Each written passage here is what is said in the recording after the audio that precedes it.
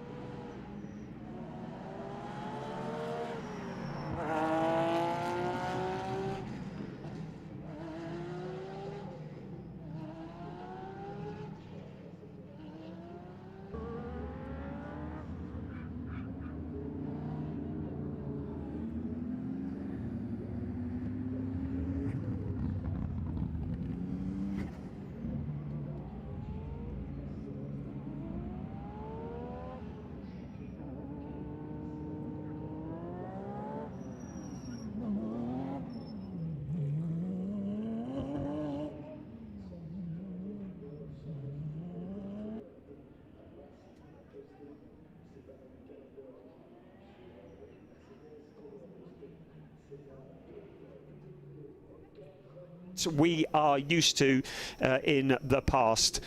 So what we have is an 80-minute race that takes place today, and then tomorrow a 40-minute race, a race that is shorter than you would normally expect for an ADAC GT Masters. And just to make life even more interesting, in the endurance race today there are 2 mandatory pit stops. A pit window will open 15 minutes into the race. It will remain open for 10 minutes.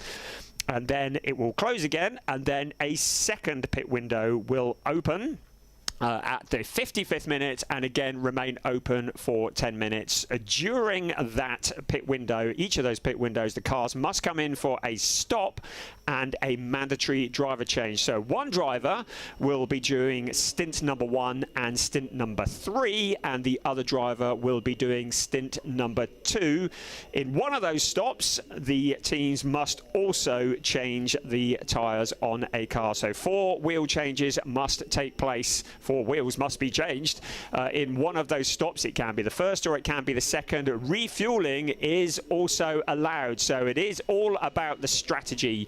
You will have seen on your graphic just now, we have a little bit of a delay getting going here in this event at the moment. One of the previous races, we had an engine blow up on Eau Rouge, and obviously a very fast part of the circuit. It's meant that things have been set back a little bit while the track is being cleaned up. It's obviously very, very important on this circuit to make sure that everything is safe. So just a few minutes delay. We will be getting this underway in about 10 minutes or so, but it gives us a chance to bask in the sunshine here in the Ardennes forest.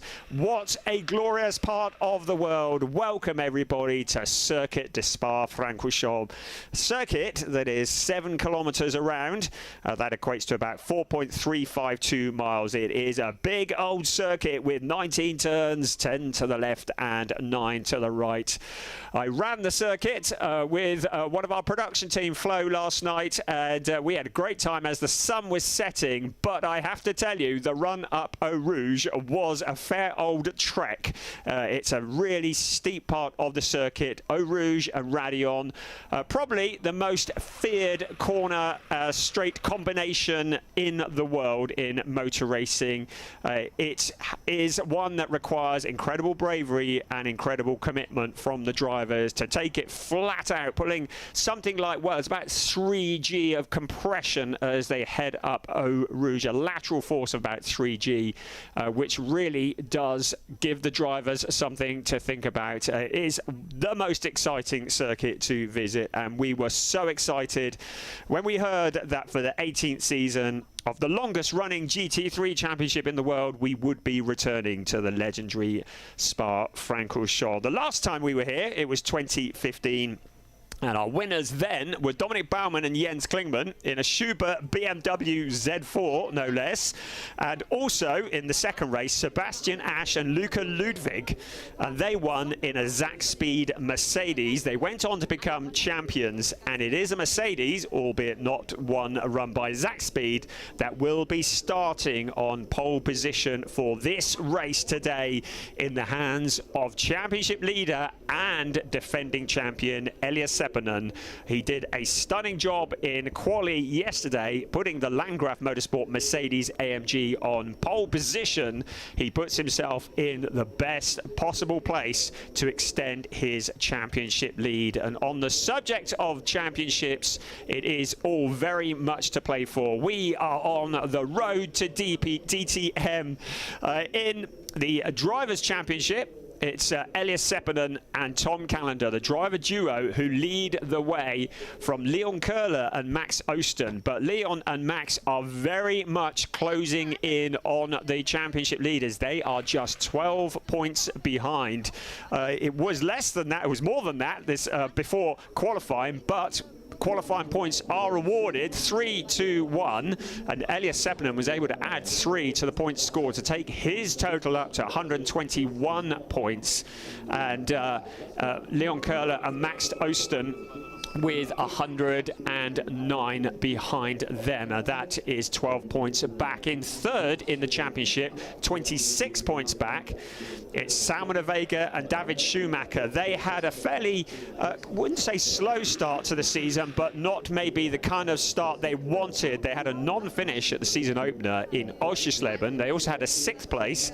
They had a 6th and a 3rd at Zandvoort. So Zandvoort was the first podium, but then it was at Nürburgring last time out for the first of our endurance races that they scored that back-to-back win. That's propelled them right into the championship hunt. We're looking there at the grid, the starting order for this race. It's Elias Seppänen with that pole position. Alan Valente in the Emil Frey Racing Ferrari. Very, very impressive yesterday, qualifying on the front row alongside Elias Seppänen. Benjamin Heites was looking fairly dialed in as well in the Lamborghini, washing him, whistling over the curbs up at Eau Rouge. Very impressive indeed. And Janis Fitcher in the HRT Mercedes lining up on this second row as well. So the championship, Elias Seppänen extending the championship lead by 3 points over Leon Köhler, Max Osten. So he's just extended it somewhat. It was 9 coming into this weekend. Salman Vega, David Schumacher, 26 points adrift, third in the championship. Finn Wiebelhaus, well, he had a non-finish in the first race at Nürburgring last time out, along with Janis Fitcher, and that has put them on the back foot, some 41 points back. You can see Tim Zimmerman and Benjamin Heites 51 points back, and the Catfinger twins in 6th place, 54 points back. Then Alex Schwarzer and Alex Fack, the leading Pro-Am partnership, they're in 7th place, and they are leading the Pro-Am Championship. And it's good to say we've got some additional drivers in the Pro-Am Championship for this event, because Chandler Hull and Nico Handke and the BCMC and Volkenhorst Motorsport Aston Martin have moved to the Pro-Am category, as indeed has been the case for the Liquimoli team Engsler Audi with Jonas Karklees and Pablo Schum at the wheel. But Alex Fack and Alexander Schwarzer do lead the Pro-Am Championship by some considerable distance. Certainly one hand on the trophy when we're only at the halfway point of the season. There is Elias Seppänen, very much the hero at the moment after a a stunning qualifying session yesterday, looking very rapid.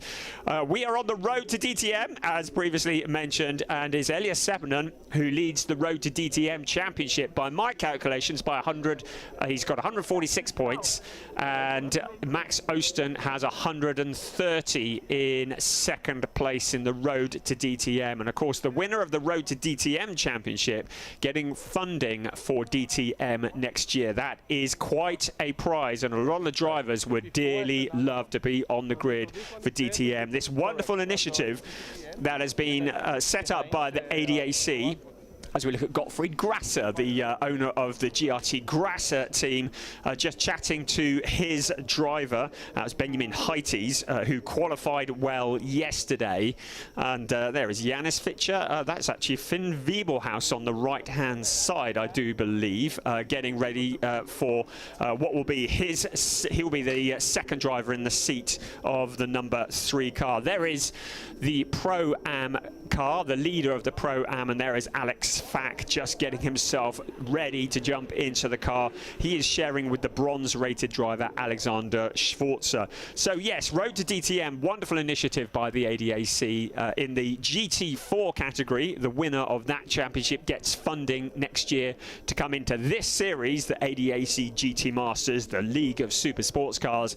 And the winner of the Road to DTM championship gets funding to go into DTM next year. That man there, Mike David Ortman, would dearly love to be in the DTM seat. His co-driver is Dennis Bulatov. The two of them have been very potent indeed. There is Dennis there, just comparing notes with his engineer. Mike David Ortman, who won the championship in the ADAC GT4 Germany last year, and Dennis Bulatov, who came second. The other driver that won the ADAC GT4 Germany Championship last year was Hugo Sasser. And as we look at David Schumacher, just chatting to his engineer, talking of Hugo Sasser, we welcome Hugo Sasser to the grid, making, it's not his GT3 debut, because we did see him in GT Masters back in 2021 in the T3 team. His best was an 8th place at Hockenheim, but he is on the grid, and it's really good to have both of the drivers now who won the ADAC GT4 Germany Championship title last year. Great to have them both racing, albeit for different teams. The team that Hugo and Mike won the GT4 Championship with last year was Pro Sport Racing, Christoph Esser's team, and it is great to have Pro Sport back on the grid of the ADAC GT Masters. They were last here in 2021. The team that are based near Nürburgring, big name in worldwide GT racing, and they have joined the ADAC GT Masters for the second half of the season. Christoph Esser, the team owner, making the decision to join this legendary series with 2 cars. So we have Hugo Sasser in one of the Pro Sport Racing Aston Martin Vantage GT3s.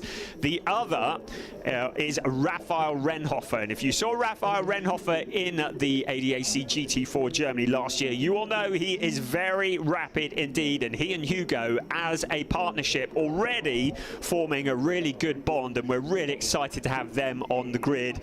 In the other of the Pro Sport Racing Aston Martins, we welcome Hendrik Still. He was last in the GT Masters in 2021 in a Zack Speed Mercedes. Yeah, Konstantin Skoll is his partner back in those days. But he is currently in ADAC GT4 Germany. He's 6th in the championship in that. He's also got a bit of an LMP3 experience, but it's great to have him joining the GT Masters once again. Alongside him is Jamie Day, a British driver who's driving under the United Arab Emirate license. He's making his GT3 debut this weekend. And if you're watching the GT4 Winter Series over the winter, funnily enough, he became the pro champion this year with 7 wins. He is very rapid indeed as we look at Raphael Renhofer in one of the Pro Sport cars.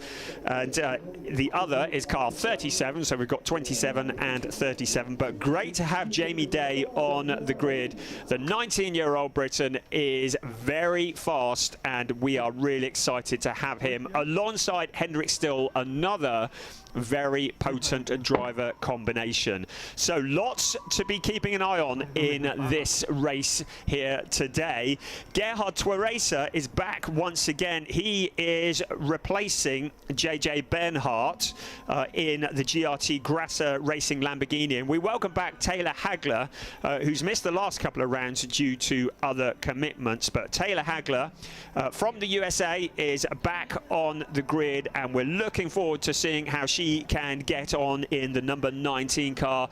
She was another one who was looking really dialed in yesterday in qualifying. Didn't quite get the lap that she was looking for, but keep an eye on her as she will be starting 17th on the grid. There's the other of the Pro Sport Racing cars. That was Hendrik Still in the green number 37 car that you saw just then. So the endurance format is new in ADAC GT Masters. We did it the first time at the Nürburgring. It was very, very much appreciated by both fans and drivers. Everybody declared it a big success, and it would be really, we're all hoping really, that the Endurance Championship will become a regular thing on the GT Masters calendar. So there are just 2 endurance races this year, 2 of the 80-minute races, and the first, as already mentioned, at the Nürburgring, the second here today at Spa-Francorchamps. There is Max Rice for Team HRT. He's sharing the Quanda Mokoeno. Max, who has a very loud vocal fan club. I think you could hear them cheering in the background, actually. They travel to watch him race by the busload. Unfortunately, they were left disappointed yesterday in free practice 1 on the greasy conditions. We'd had a bit of rain early on yesterday morning, and Max just getting a wheel on to the curbing up at Eau Rouge, lost the car, ended up in the barrier, did a lot of damage to that Mercedes. The team who had to do a couple of trips back to their base back near the Nürburgring, they have been working until 5 o'clock this morning to get that car on the grid, and they've done a great job. So we say hats off to Haupt Racing and thank you for your hard work, because it means that Max Rice is able to start in this race, albeit from the back of the grid, and he's got dispensation to start from the back of the grid, not from the pit lane, even though he wasn't able to take part in qualifying yesterday. So we're really, really pleased to have him here. As we mentioned, we have the mandatory pit stops, 2 of them. So driver number 1 will be doing stint 1 and stint 3. The cars will come into the pits. Well, the window will open 15 minutes into the race, remain open for 10 minutes, and then open again 55 minutes into the race and remain open for 10 minutes for the stop and the wheel change in one of the stops, and for refueling, which can be in either or both of the stops. But there is a minimum pit stop time. A minimum pit stop time depends on the driver combination. So the drivers are all rated by the FIA. You have silver category, you have bronze category. So silver drivers will have for one of turn 16 into grid formation. There's your confirmation of that. The drivers will need to have a minimum pit stop time of 80 seconds for their pit stop where they don't have a tyre change. That's the silver drivers. For the silver drivers that do have a tyre change, there will be a minimum pit stop time of 100 seconds. That's from pit entry to pit exit. The big advantage for the silver-bronze combination, i.e. Alex Fack and Alexander Schwarzer, is because there is a bronze driver in that driver pairing, and that is the car that we're riding on board with now, their minimum pit stop time is shorter. So the non-tyre change pit stop will be a minimum of 70 seconds, and the pit stop with the tyre change is a minimum of 90 seconds. So they effectively could pick up 20 seconds in this race. Let's have a look at the grid. It's Elias Seppänen on pole position alongside Alan Valente for Emil Frey Racing. Benjamin Heites and Tim Zimmerman. What a combination that is. P3 on the grid with Janis Fitcher, who is sharing with Finn Wiebelhaus on row 2. Alex Fack and Dennis Bulatov line up alongside each other on row 3 of the grid. On And on row 4, David Schumacher, the double winner last time out. Max Osten wasn't particularly happy with his qualifying performance, still looking for more out of that car. Sandra Holzem in the Audi alongside Jonas Karklees. That's an all Audi row 5 of the grid. And on row 6, Mikael Kapfinger and Simon Connor Prim line up alongside each other. Porsche alongside Lamborghini. On row 7, Rafael Renhofer, welcome to GT Masters, alongside Chandler Hull and Hendrik Still and Gregory the Cyborg line up on row 8 of the grid. On row 9, Taylor Hagler from the USA and Max Rice after that accident that meant he couldn't take part in qualifying. But it's Elias Seppänen who leads the pack around, getting the heat into the tyres and into the brakes. It's his second pole position in ADAC GT Masters. And what a place to do it here at the mighty Spa-Francorchamps, a circuit that is 7.004 kilometers around. That equates to 4.352 miles. 19 turns, 10 to the left and 9 to the right. An elevation change, can you believe it, around this circuit of 102 meters. That's higher than Big Ben. That's how much elevation change there is on this circuit. And then there is Eau Rouge leading to Radion, the steep, fast right-hander with a gradient of nearly 25%. And they are all racing for the title of GT Masters champion. Tom Callender, Elias Seppänen leading the way in the championship. And on this circuit, which is like no other circuit, they will be wanting to continue at the front. They need to extend that championship lead, because behind them, Max Osten and Leon Köhler, and also David Schumacher and Salman Vega, the other of the defending champions in ADAC GT Masters, are champing at the bit and looking like contenders also for the championship. We are at the halfway point of the season. We have a sprint race tomorrow. Today, a great opportunity to make up some points as we head along Blanchimont on board with Alex Fack towards the bus stop chicane. When they're at racing speed, they're going to be coming into this corner at something like 260 kilometers an hour in 6th gear before braking heavily for this first gear chicane. So cars side by side. It's gonna be 80 minutes plus 1 lap ahead of us of racing that will be for the ADAC GT Masters. Out on to the pit straight we come. 80 minutes of racing. We are getting ready to go for race 7 of the 2024 season, ADAC GT Masters, and we are go. Heading into turn 1, good start from Elias Seppänen into the very, very tight last source. All of the cars just being careful to make it around on board with Alex Fack. Now, this is the part where it's absolutely flat out down towards Eau Rouge, up into 5th gear, 250 kilometers an hour up this steep climb, 25% gradient. A good start from Elias Seppänen. The rest of the field filing their way through now along towards Radion and onto the Kemmel Straight. It is the endurance race that is going, and Elias Seppänen, a great start from him, leading from the number 14 of Alan Valente. The rest of the cars just filing through now and being very, very careful of track limits, because track limits have been an issue in free practice and in qualifying, especially on this part of the circuit. The stewards have taken a zero tolerance approach on track limits. And so the cars just making their way round for the first lap of this race.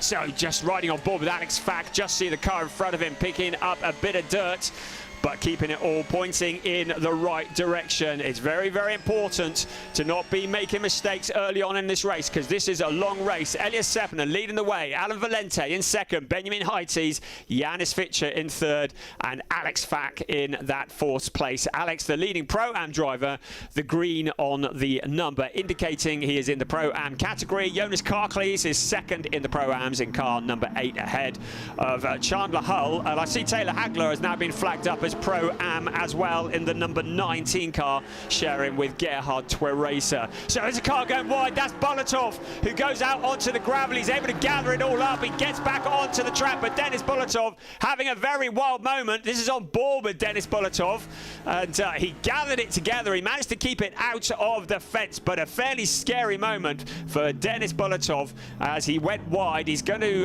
have a bit of dirt on his tyres. He managed to keep it all together, but that was a big moment for him heading into the bus stop. Having another look here, he just goes out wide just behind him. That is David Schumacher. He keeps it all together, gets onto the tarmac runoff area, so all is well. But into last source once again for the ADAC GT Masters. Our race leader is Elias Seppänen. Then Alan Valente, Benjamin Heites, but look at that lead that Elias Seppänen has built up already. Alan Valente and Benjamin Heites in third place. The rest of the cars just spacing out as we head up Eau Rouge once again. A wonderful view as you look down this steep hill, then on to the Kemmel Straight. Absolutely flat out as we head towards the fastest part of the circuit into Les Combes. Sixth gear in 265 kilometers an hour before the heavy braking requires commitment and precision to get through Les Combes. The quick left and the right of turns 5 and 6, and then into turn 7, Malmedy, and then it's down to Rivage, reaching nearly 210 kilometers an hour, and the heavy braking of turn 8. And it's quite a steep downhill section of the track, then in towards turn 9. We still call it Speaker's Corner. Second, third gear, 138 kilometers an hour. Again, another part of the track requires commitment and precision. One of the toughest corners on the circuit is turn 9, and then out towards turn 10. There's a challenge for position. Third place, Benjamin Heites with Janis Fitcher pushing hard for position, but Fitcher just picking up a bit of dirt. That's going to lose him a bit of traction on the exit of the corner, but he's still there, still challenging hard. So suddenly Benjamin Heites in the number 63 car for GRT Grasser Racing finished in second place at Zandvoort earlier on in the season at round 2, but coming under pressure for the last of the podium positions. So it's still Elias Seppänen leading the way. Alan Valente just behind him, about 1.6 seconds back. Out onto Blanchimont. Once again, the cars come. So it's all about making it go the distance. The car needs to last for another 75 minutes plus 1 lap. Right, 2.398 is the gap between first and second. Alan Valente coming into second, then Benjamin Heites and Janis Fitcher. Fitcher, the man on the move, in fourth place at the moment. Max Osten just behind them as well. Max, who was frustrated yesterday, felt as though there was more speed to come out of the car. He'd put so much commitment into his qualifying lap and felt as though he could have qualified better, but the car, he felt, just wasn't quite there. But he's looking dialed in now in that 5th place. He's honing in on Janis Fitcher. Now, Fitcher, while he is challenging Benjamin Heites, those two cars, while they're fighting each other, it's allowing Max Osten to close in. And Janis Fitcher will be aware that the BMW will be looking to make a move if he can find a gap at all.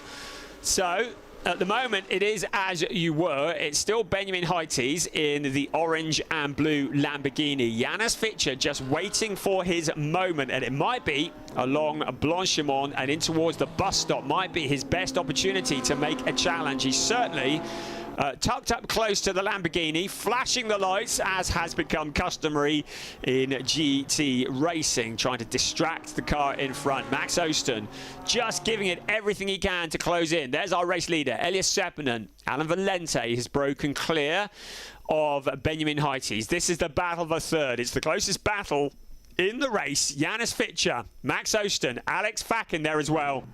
Also, David Schumacher, who, along with his father, Ralf Schumacher, did back-to-back wins. They made their Prototype Cup Germany debut 2 weeks ago at the Nürburgring and won both races on the weekend in truly dominant form.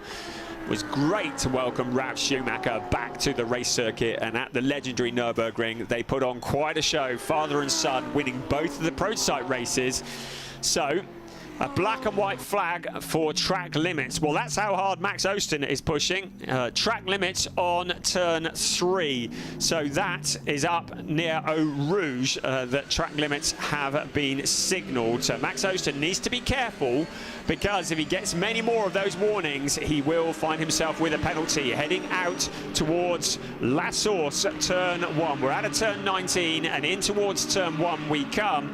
The heavy braking. You need to keep left going into the corner to open up the entry point. It's a first gear 65km/h corner, and then it's full beans. The part of the track that requires courage and commitment.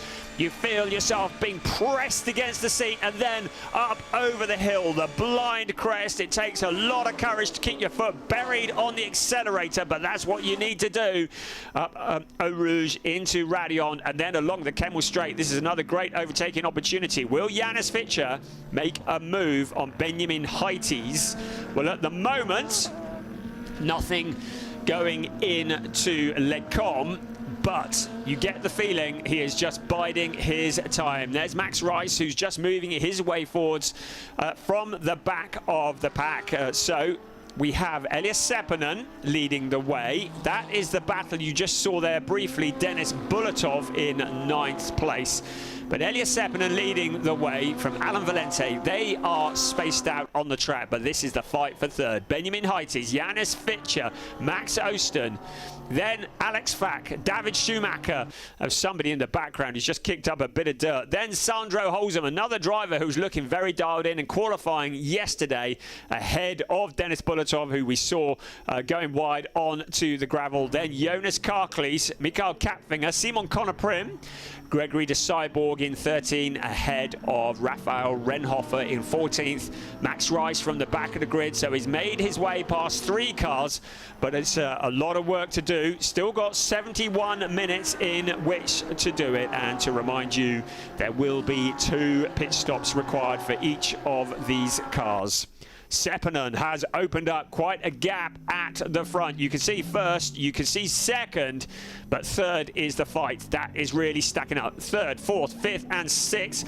Fack has also, that's not Fack, that's Jonas Karklees, who's also received a black and white flag for turn 3, but Eau Rouge, so another driver who has taken a little bit too much of the runoff area in the Exler Liquimoli Exler Audi R8. Right, 3rd place into La Source.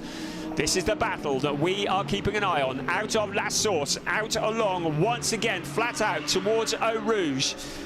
There is 3rd, 4th, 5th, 6th and 7th, all in single file. Up the hill they come, absolutely foot buried on the floor. At about 250 km/h, they get to the top of that hill. The rest of the field behind. Elias Seppänen certainly dialed in at the moment, extending his lead at the front. It will be Tom Callender who will take over from him once the first pit stop is made. The driver who is in the first stint in this race is the driver who was in the 2nd stint in the previous endurance race. So the driver who qualified at the Nürburgring as Kapfinger, Mikael Kapfinger, just goes a bit wide, picks up a bit of dirt. But the driver who qualified the car and did the 1st and 3rd stints at the Nürburgring, that is the driver that is required to do the 2nd stint here at the 2nd endurance race. And the driver who went 2nd at the Nürburgring does stints 1 and 3 here at Spa-Francorchamps, if that makes sense. You can see the gap evolution. Denis Bulatov pushing hard to close up to Mikael Kapfinger. One of 2 sets of twins. The first time ever we've had 2 sets of identical twins in ADAC GT Masters. Of course, Sandro and Juliana Holzem being the other, as well as Mikael and Johannes Kapfinger in the Team U Sportwagen Technique Porsche. The very distinctive twin bush yellow and blue Porsche. Just behind them is Jonas Karklees in the Liquimoli Team Exler Audi. The team that is run by Franz and indeed Luca Exler. Luca, the DTM driver.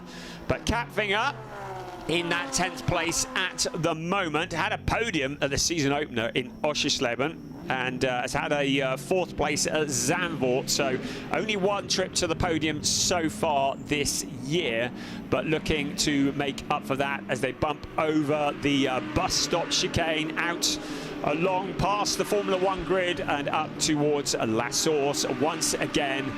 The laps around 2 minutes 17 seconds for these cars, just under 2 minutes 18, and the drivers having to pace themselves because although we get a tyre change, the car itself needs to go the distance. You need to be looking after brakes and you need to look after tyres for the stint that you are on before we head into the pit window, which will open in the 15th minute of this race. So in about 2 3/4 minutes, the pit window will open. Right now, challenging for position further back, Alex Fack with David Schumacher alongside. The two cars may have made slight contact. They certainly made contact there. Fack to the inside, defending hard. Alex Fack, the driver who's a winner in Porsche Mobil 1 Super Cup. We've seen him in Porsche 6 Carrera Cup Germany here at Spa-Francorchamps as well, doing a sterling job, fighting off the former DTM driver David Schumacher, another former DTM driver in there as well in the shape of Sandro Holzem. So this is the fight for 6th place, 7th and 8th getting involved as well, but Alex Fack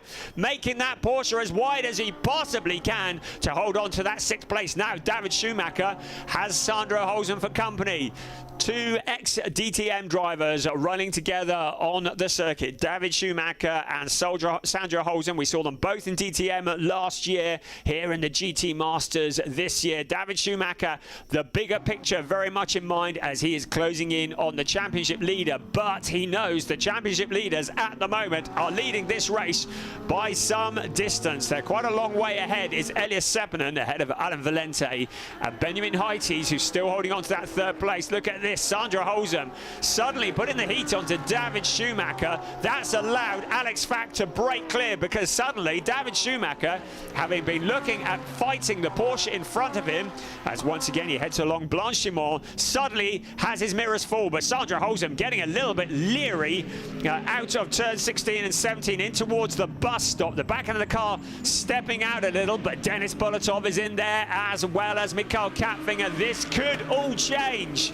We have less than a minute until the pit window opens, the first pit window, and that's a car off onto the grass. That is Gregory de Cyborg. It looks like the rear wheel is pointing in the wrong direction. Now, whether that, well, that looks like it's made severe contact with the barrier. This may well create a full course yellow or bring out a safety car. Indeed, it goes safety car, so that massive lead, I believe, it was a pretty big lead of something like 5 seconds between Elias Seppänen and Alan Valente. I don't have a live timing screen in front of me at the moment, but about 5 seconds will have been eaten away into nothing because the safety car is going to cause the field to close up. You can see the pit window, which was due to open in 10 seconds, and that's what happened. Gregory de Cyborg, that's out on Blanchimont, coming out of Stavelot, and it looks as though de Cyborg got the car, just lost the back end into the barrier. The safety car is required to get that car moved.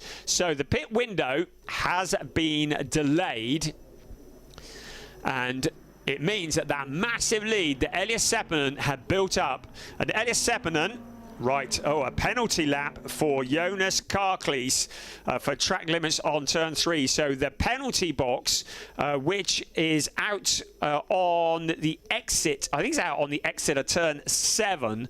The cars will need to pass through that for 1 lap at no more than 50 kilometers an hour. And with the safety car having come out, Jonas Karklees is really going to feel that. He'd done a really good job up in 11th place, but with the cars in single file, passing through the penalty box is going to drop him a long way back through the pack, probably somewhere near the back. It's the equivalent of adding about 5 seconds onto the lap time, forcing the driver to go through the penalty box. But that's what happens when you exceed track limits. So the drivers who have received warnings, well, if you do it too many times, you will get a visit to the penalty box. So safety car is out while the Gregory de Cyborg BMW is removed. But you can see the lead, the massive lead that Elias Seppänen had, has been reduced to nothing. Elias Seppänen who shares the driving with Tom Callender. Elias, as the defending champion in ADAC GT Masters, vastly more experienced than Tom Callender. He wanted to build up as big a gap as possible while he could, so that Tom Callender had the best opportunities, but that gap has come to nothing, and Tom Callender is going to have to get into that car not too long after this race goes back under green flag conditions, because the pit window will open shortly afterwards. And the less experienced Tom Callender, he is just 16 years old. He is the youngest driver in the field, and he's going to have a lot of responsibility as he tries to stay ahead of the number 14 car, which has been shared with Alan Valente and Jean-Luc D'Auria. So we've lost Gregory de Cyborg from the race. It does mean that Eduardo Cosateng is not going to get a drive in the FK Performance BMW here today. He will get a chance tomorrow in the sprint race, the 40-minute sprint race, a very short race. But he will be pretty gutted, I should think, that he's not going to get to race in the endurance race here today on this Saturday. So the cars following the safety car around, doing what they can to get the heat into the tyres, keep the heat in the tyres, weaving dramatically, braking, and just making sure that they've got some grip underneath them when this race gets back underway. So I've no notification of when the pit window will open. Under normal circumstances, it will have been opened by now, but it's been delayed. The race steward doesn't like to open the pit window when we are behind the safety car, because that would seriously advantage some drivers and disadvantage others. So the pit window is delayed, and then when we're back under green flag conditions, we will get notification that the pit window will be open.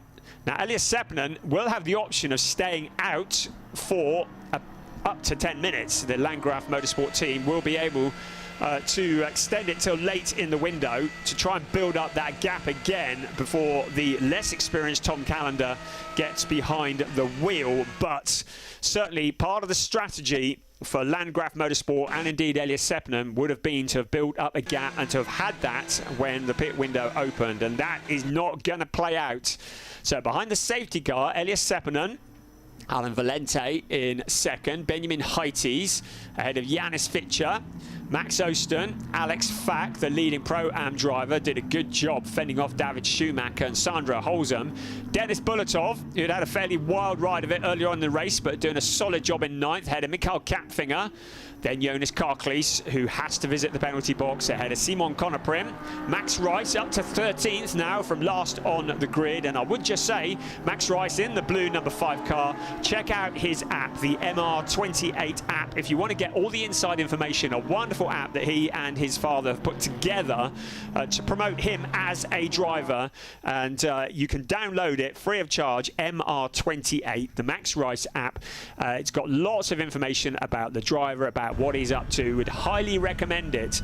And Max, who has a very big fan club who travel, as I mentioned earlier, they hire coaches to go and watch him race. So popular. He was in the Formula 4 series, the French Formula 4 series, as part of the ADAC team last year, along with Finn Wiebelhaus and Tom Callender, but something very different this year. And this is the predicted points if things finish as they are now. You can see why David Schumacher was very keen to get past Alex Fack, because if the race finished now, Tom Callender and Elias Seppänen would extend their lead by 26 points. But we have about an hour of racing plus 1 lap remaining, and a lot is still going to happen, a lot still to take place in this race 7 of a 12-race season for the ADAC GT Masters, the League of Super Sports Cars, on the road to DTM in their 18th season. It's the longest running GT3 championship in the world, and great to be back at Spa-Francorchamps. We're looking again at David Schumacher as he challenged Alex Fack. They did get alongside each other, they did bounce off each other, but 10 out of 10 for Alex Fack. He doesn't back off, does he? Kept his foot buried on the accelerator, and Alex Fack said, "You might have a Schumacher as a surname, but you you're not coming past me. Got his elbows out and held on to that 6th place, and 10 out of 10 for effort. I should think David Schumacher will be steaming the wheel of that Mercedes, and will be sizing him up to try and make another jump when this race gets back underway. We're still behind the safety car at the moment, and we still no news on when the pit window might open. But it will be shortly after this race gets back under green flag conditions. We're just waiting for Gregory de Cyborg's FK Performance BMW to be removed. Well, past tense, it has been removed. So the low loader putting in a new lap record across the bus stop, certainly for a low loader, picking up the curbs and into the pit lane.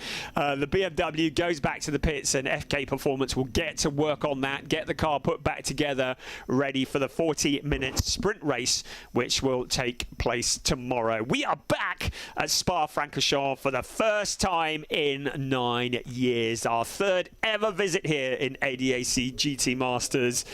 And we have notification that we are about to get back underway with green flag racing. So in a moment, the lights will go off on the safety car, and it will be down to Elias Seppenham to back the field up. Now, he is going to be giving it everything once we get back to green flag conditions, because he'll want to build up as big a gap as possible. There you can see lights are off. The car's head around Blanchimont. He'll want to build up as big a gap as possible to hand over to Tom Callender once he comes into the pits in the #1 car. It's our defending champion and our championship leader looking to become the first driver ever to successfully defend a title in the ADAC GT Masters. And what a feat that would be for Elias Seppänen, the driver from Finland who we've seen come through Formula 4 and Formula 3, now leading the way once again in the ADAC GT Masters. And up towards the bus stop they will come, and in a few moments Seppänen will want to hit the accelerator when Alan Valente is least expecting it. It's a traffic jam behind because everybody wants to get the jump as they head along the dummy grid out towards La Source. Right, here we go. Green flag conditions. Elias Seppänen back on the accelerator, weaving to keep the heat into the tyres, and also, rather helpfully, stops cars from passing into turn 1, into La Source. A nice wide line, all very much under control. The rest of the cars coming through in single file. Then absolute full beans as we head out towards Eau Rouge. Elias Seppänen leading the way. Alan Valente, Benjamin Heites coming under pressure once again from Janis Fischer. Max Osten a little bit back from them. On board with Alex Fack. You can see how hard Max Osten was trying. You saw the dirt being kicked up in the air as Max Osten just went a little bit wide. So he is trying incredibly hard. Look at this, the fight for 3rd place. It's Janis Fischer challenging alongside Benjamin Heites. Fischer trying to go the long way round. It is Mercedes versus the Lamborghini. But it is, in fact, Janis Fischer who finds the route through into 3rd place, relegating Benjamin Heites down into 4th place. Now Heites with Max Osten for company. So the BMW now putting the pressure.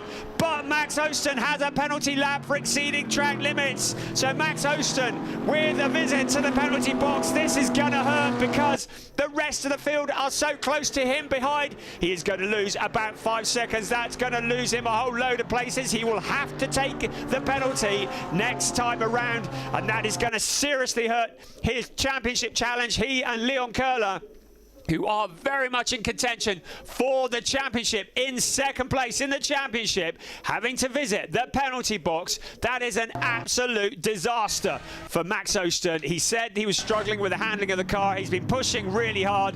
He's been pushing a little bit too hard, and the visit to the penalty box is going to be incoming for Max Osten. So he's in 5th place at the moment, but he is going to lose so many places with that 5-second visit to the penalty box. It will be a gift for Alex Fack and David Schumacher. It's exactly what Schumacher needs to close in, because Elias Seppänen once again opening up a gap at the front on Alan Valente. You can see the pit window is open, but nobody's coming in too quickly at the moment. The grey P next to the driver's name means that they have not pitted yet. Look at this, David Schumacher once again trying to get his revenge That looked like Sandra Holzem into the pits to me, peeling off into the pits. Janis Fischer also peeling off in to hand over to Finn Wiebelhaus. So Sandra Holzem to hand over to Giuliano Holzem, and Janis Fischer, who will be handing over to Finn Wiebelhaus. Further back, Max Rice trying to challenge Jonas Karklees for 11th place into the pit lane. Come our cars. This is Sandro Holzem. Great to have him here, handing to his brother Giuliano in the Land Motorsport Audi. Right, so refueling is taking place for both of these cars. Also in the background, that's Hendrik Still that's into the pits, but we don't know whether they're doing their long pit stop first or their long pit stop second. The long pit stop will be the one where the tyres are changed, and that will determine if they're doing a tyre change. The pit stop will need to be 10 seconds longer than it would be without. Right, there is Max Osten. Look at how many places he's lost. Absolute disaster. Max Osten rejoining just in front of Max Rice in 10th place. Right, into the pits. That is car 3. So Janis Fischer has handed over to Finn Wiebelhaus, waiting now for the clock to tick down.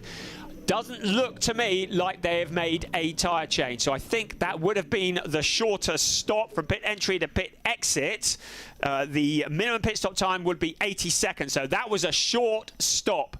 Sandra Holzem looks like, handing to Giuliano Holzem, looks like that's going to be a longer stop because it's gone over the 80 seconds. The same for Hendrik Still and Taylor Hagler. So it looks like they are going for their long stop. So Hendrik Still, Taylor Hagler, who is handing over to Gerhard Tweresa. They've taken the longer stop, and Holzem's, they have taken their longer stop as well. So the car number 3 will have a longer stop next time around. So the strategy starting to kick in here. The team's deciding when to do the long stop, when to do the short stop. They can refuel at both or either of the pit stops, but the tyre change can only be at one. To remind you, when they do the tyre change, it will be for a longer pit stop. Right, several cars peeling off into the background as well. So it's still Elias Seppänen. We figured he might stay out. Now, surprisingly, David Schumacher in earlier than I expected him to be. So he's in. Dennis Bulatov also in, as well as Mikael Kapfinger. So it will be Simon Vega who will take over from David Schumacher. Mike David Ortman will take over from Dennis Bulatov. And Johannes Kapfinger, who will take over from his brother Mikael. Right, here comes Simon Vega running to help David Schumacher out of the car. The refueling takes place now. The refueler has to be clear of the car before the tyre change can take place, but it doesn't look, yes, are they doing a tyre change? I don't think they are. Yes, they are. I'm not entirely sure what that mechanic is doing. I thought it was a tyre change. Let's just have a look. They're only allowed one air gun at a time, so the tyre change, no, that's not a tyre change. It's just taking tyre pressures, speeding in the pit lane for car 19. So Gerhard Tweresa, who's taken over from Taylor Hagler. So no tyre changes are taking place on car 2. So this will be a shorter pit stop. So Team HRT perhaps rolling the dice to try and gain track position. So out comes Salmon Ovega out to the pit exit, stops the clock at 81.1, so about 1.1 seconds longer than they wanted to be on that pit stop. Now Dennis Bulatov, who's handing over to Mike David Ortman, looks like that's going to be his longer stop because the clock is already up to 100 seconds. Now Max Rice, well, he has either done a very poor short stop or he's gone under the time on a long stop. So Max Rice has been in, handing over to Kwanda Mokoena, but the pit stop of the number 5 car was about 90 seconds, so it was too short to be a tyre change stop. So I think it was just a longer short stop, if that makes sense. It's still Elias Seppänen, who is yet to come into the pits. The dark green P indicates that the drivers have pitted. The leading pit stop driver is Salmon Vega. To remind you, they took a shorter pit stop, a non-tyre change pit stop. Car 19 speeding in the pit lane, so that's bad news for Gerhard Twereza, the driver that's currently in 15th place. A visit to the penalty box for him. That will be the equivalent of adding about 5 seconds onto the pit stop. Right now, Alan Valente, Benjamin Heites into the pit, Simon Conner-Prim, Raphael Renhofer, Chandler Hull. So many of the drivers are now into the pits for their stop. So car 14, that's Alan Valente, handing over to Jean-Luc D'Auria. Again, the refueling is taking place. No tyre changes. Oh, yes, there are. Okay, just a bit late getting out the garage. So the tyre change is now taking place at car 14. You can see there, good pictorial example. The refueler has to be clear of the car before they're allowed to start the tyre change, and they're only allowed the one air gun. So it's a very well rehearsed, of course, Emil Frey Racing. They run Thierry Vermeulen and Jack Aitken in the DTM. So they know how to do a pit stop, not a performance pit stop, as you'd see in the DTM. There's the air jack that comes out of the car. Good job done. And can I just say how good it was just to watch that? It's like watching a ballet, isn't it, as the team work on the car. And now the engine fires up. Good job done there. The 4 tyres are changed. So still out on track, yet to stop. Elias Sepperman, Alex Fack, Max Osten, despite that penalty, he's in 3rd place, albeit a long way back, and Jonas Karklees. Right, the rest of the cars that have been into the pits, we've got Jonas Greif, who's taken over from Simon Conner-Prim. There goes car 14 out of the pits. So Jean-Luc D'Auria at the wheel of car 14. Benjamin Heites has also taken the longer stop. So that is for the tyre change in the number 63 car. Hugo Sasser, great to have him back at GT Masters, taking over from Raphael Renhofer. What a duo they are. Renhofer and Sasser, really excited to see them as we look down at Jonas Greif, just keeping to the speed limit. The rest of the cars coming out. So we've got 4 cars that need to pit next time around. Now, it's really important that they do not miss the pit window. Right, in comes Elias Seppänen. Elias Seppänen at the last minute comes in to hand over to Tom Callender. Alex Fack, who will be handing over to Alexander Schwarzer. So Max Osten, he's got 55 seconds still to come in. He'll be in. Here he comes. So at Max Osten coming in as well. He's handing over to Leon Köhler. And Jonas Karklees still yet to come into the pits. He's still got 40 seconds in which to do it. He will be handing over to Pablo Schum. So car number 3 is Finn Wiebelhaus, the leading driver who has pitted. So we're going to see where Tom Callender comes out in relation to Finn Wiebelhaus. So it's Landgraf Motorsport Mercedes versus HRT Mercedes. The Finn Wiebelhaus car has taken the shorter stop, so we'll have to take a longer stop next time around. So the tyres have also changed on Elias Seppänen. Now this is significant. So they've taken their longer stop. Now, Alexander Schwarzer doesn't look as though they've done a tyre change on that. To remind you, because it's a bronze and silver rated driver pairing, they take a pit stop that is 10 seconds shorter than any of the other cars on the track. So this is going to be a real help to them because they will take 10 seconds off the gap. The pit window is closed. Right, here comes Finn Wiebelhaus. Tom Callender is now rolling. The 2 drivers who were in the same team in the ADAC Formula 4 team in Formula 4 France last year, in something altogether different this year, fighting with each other. You can see how hard Finn Wiebelhaus is pushing. He's currently in 5th place, but of course there are cars that are in the pits now rejoining. I get the feeling Tom Callender will be well ahead of the number 3 car when he comes out of the pit lane. But here comes Finn Wiebelhaus. So, Alexander Schwarzer just keeping to the speed limit. That's the rest of the cars coming out. Right, there is Tom Callender. You can see him. That pit lane feels very long when you're keeping to the speed limit. Now look at this coming through. That is Salmano Vega who's come through, but no, that's Finn Wiebelhaus, I beg your pardon, but to remind you, they have taken a shorter pit stop. So Finn Wiebelhaus will be in front, but will have to take a longer pit stop the next time around. So we've got a Pro-Am leader at the moment as a result of that shorter pit stop. Alexander Schwarzer, I told you it would all change around when the pit window opened, and that's exactly what's happened, because our leader at the moment is Alexander Schwarzer, ahead of Finn Wiebelhaus, Salmon Vega. But to remind you that both Finn Wiebelhaus and Salmon Vega have taken shorter pit stops. They have not done the tyre change. Then Johannes Kapfinger, then Pablo Schum, then Jonas Greif, and then Tom Callender. So it's all going to jumble up again when the next pit window opens. But at the moment, it's Alexander Schwarzer, and of course he had the advantage of a pit stop that was just 70 seconds compared to some of the cars around him who had pit stops that were 100 seconds. So they took a shorter pit stop and they didn't do the tyre change. It was a double reduced pit stop, if that makes sense. So they're going to have a long pit stop next time around, but he's got a clear track in front of him at the moment, a good opportunity to open up a gap. That is Jonas Greif. No, it's not. It's the 63 car of Tim Zimmerman, challenging for position on board with Mike David Ortman.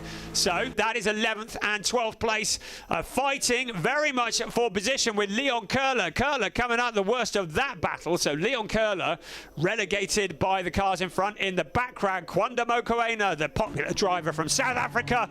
Mike David Ortman doing exactly what his co-driver did, Dennis Bulatov, using a little bit of the gravel and the runoff area to extract as much as he can out of that Aston Martin.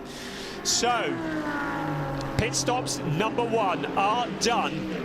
Our leader, after the pit window closes for the first time, is Alexander Schwarzer, the Pro-Am pairing of Schwarzer and Fack. But to remind you, they will need to take a longer pit stop next time around as Dennis Bulatov challenges for position for 10th place with Tim Zimmerman. Our race leader, though, Alexander Schwarzer, ahead of Finn Wiebelhaus, Salmon Vega. They've done a good job, but will have to take a longer pit stop next time around as well.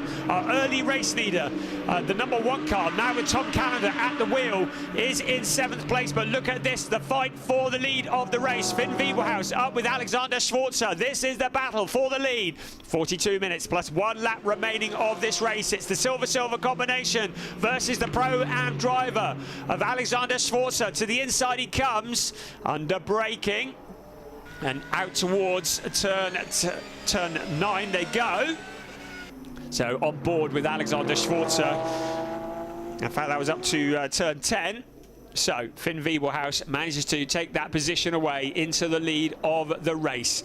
Will do what he can to open up, but by my calculations, he needs a lead of about 10 seconds over the number 1 car of Tom Callender to be able to retain the advantage once the pit window closes for the second time. A drive-through penalty for car 5, Kwanda Mokoena. The number 5 car shared with Max Rice, a drive-through penalty, and that is going to hurt. So the drive-through penalty for the pit stop time, Kwanda Mokoena, Max Rice, the HRT Mercedes. It has gone from bad to worse for that driver pairing. They've had a tough old time after Max Rice wasn't able to take part in qualifying the drive-through penalty. So clearly, well, we said they had gone 10 seconds either too short or too long. So clearly they had taken the tyre change and they had come out of the pits basically 10 seconds too early. So the drive-through penalty for going below the pit stop time, the minimum pit stop time, that is going to relegate them a long way back down the pack. Currently in 13th place. It's going to put them somewhere near the very back of the pack. We're looking at the fight for 3rd place. Salmon Vega with Johannes Kapfinger there behind him in the Porsche. Vega, the other of the defending champions in the ADAC GT Masters. He won it last year. On that occasion, he was sharing the Landgraf Motorsport Mercedes with Elias Seppänen, now in different teams. This is a replay of that change for the lead. And Alexander Schwarzer not really putting up too much of a fight to Finn Wiebelhaus, giving him the space, very much acknowledging that perhaps they're in different battles here at the moment, because Alexander Schwarzer and Alex Fack at the top of the championship for the Pro-Am drivers and are the leading Pro-Am combination in this race. The second in the Pro-Ams in this race at the moment, Pablo Schum and Jonas Karklees. They are 5th overall, and Gerhard Tweresa. So the second pit window has been postponed, and that is because we had that safety car early on. So the race director wanted to give the drivers doing the second stint a longer stint in the car. So the second pit window will open a little bit later than anticipated. It means that the driver who did the first stint and gets back in for stint number 3 gets a slightly shorter third stint. But those drivers who will be in the garages are now looking at their teammates, looking at them, dealing with all their hard work, and we are looking at the fight for the last of the podium positions. Johannes Kapfinger looking very dialed in the Team Youth Sportwagen Technique Porsche. Has been looking quick all the way through free practice and qualifying, and that was Salman Vega for Team HRT in the Mercedes AMG GT3. Ovega in 3rd place at the moment. They're closing in on Alexander Schwarzer, who is just ahead of them. Schwarzer is about 1.9 seconds back from the race leader, but they are about 5 seconds back from Alexander Schwarzer at the moment. So Salman Vega in that 3rd place. Keep an eye on Tom Callender. He's in 5th place and in a very strong position once the second pit window closes. Behind them, Pablo Schum, Jonas Greif and Hugo Sasser. Where did he come from? Up into 8th place. So Hugo Sasser for Pro Sport Racing, the driver who returns to GT Masters for the first time in 3 years. Very much a man on a mission. Up into 7th place at the moment. So up ahead of him is Pablo Schum, who has gone straight on at La Source. So clearly a problem with the Liquimoli Team Exla Audi. This may well bring out another safety car, because that car stranded in a very vulnerable position up at La Source. Position still fighting further back, but Hugo Sasser returning to GT Masters in style.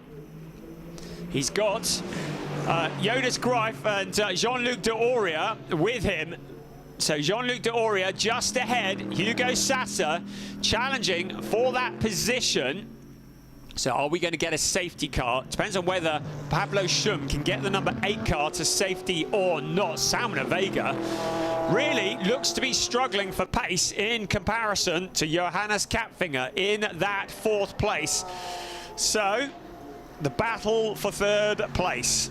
It is Salman Vega, the last of the podium positions. Johannes Kapfinger, who took over from his brother Mikael Kapfinger. Salman Vega, who took over from David Schumacher. So holding on to position to complete through the chicane.